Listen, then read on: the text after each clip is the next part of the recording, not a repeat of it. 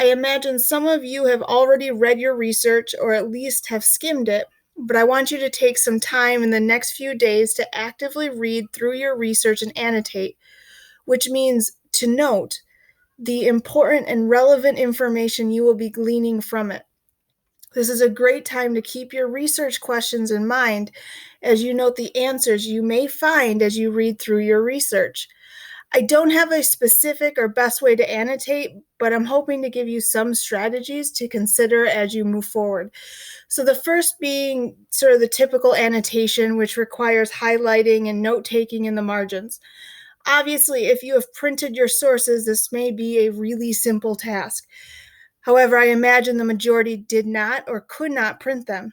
Your other option is to copy and paste the articles and use Google Docs to add highlighting and insert notes or comments in the margins. Especially if you have multiple research questions, you can take advantage of some of Doc's tools and color code your highlighting. On the screen, there's an example of some of this annotating from or within a Google Doc. Notice that there are comments on the side. This is really important. A lot of you have, that 7 to 10, maybe more sources to sift through. If you don't take notes and you only highlight, you will never be able to go back through and quickly, find the information that you need to quote or paraphrase within your outline and paper. So make sure to leave yourself a comment. It can be, a really quick, short comment on the basic topic of what you highlighted, or something a little bit longer with your thoughts on it. So the second option is called containment. If you had Mr. Kubik last year, he may have discussed this strategy as it is often used in debate. Again, you copy paste the text of your article and then you go through 3 steps of sifting through the language. So this is a little bit similar to what I just talked about, the typical annotation, but this actually takes away the notes in the margin. This might make sense to some of you, and especially, so the more visual learners, this might work well. So I'll give you this as an option. As you read, you're going to underline the important information that may answer your research questions.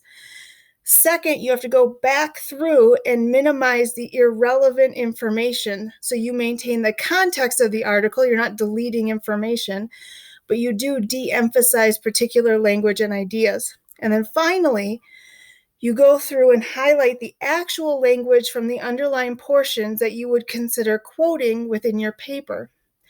So this allows you to reread through the information you want to keep and then emphasize only the most crucial ideas and topics. Also, when you insert the quotes into your paper, you can simply add ellipsis, that ... to indicate any deleted words to avoid using those large block quotes. So for instance, even this first paragraph, as this person went through, they found that this long sentence was important and then some more information down further. When they went back through it, they only highlighted what they would potentially use in a quote. So a major debate has been ongoing in Washington regarding ... the rebalance to the Asia Pacific ... the ascendance of those ... arguing that China's influence needed to be balanced by that of the United States. So it already sets up that smaller quote so that this person is not setting up a paragraph long block quote. So that's containment as an option. The third one I think can work sometimes the best, but it takes the most time to begin with. So the third option is using index cards, or you can easily cut up notebook paper to organize individual pieces of research. So for each piece of information you find in your research, you will create an individual card. So this may be the most time-consuming strategy in the beginning, but it will save you a lot of time when you begin to organize your research and prepare your outline. You can literally just start, laying out your cards on your bedroom floor and stacking them in the order in which you would use them in a paper. So each card will contain 4 pieces of information. You have your general topic, in this case, use poetry. Um,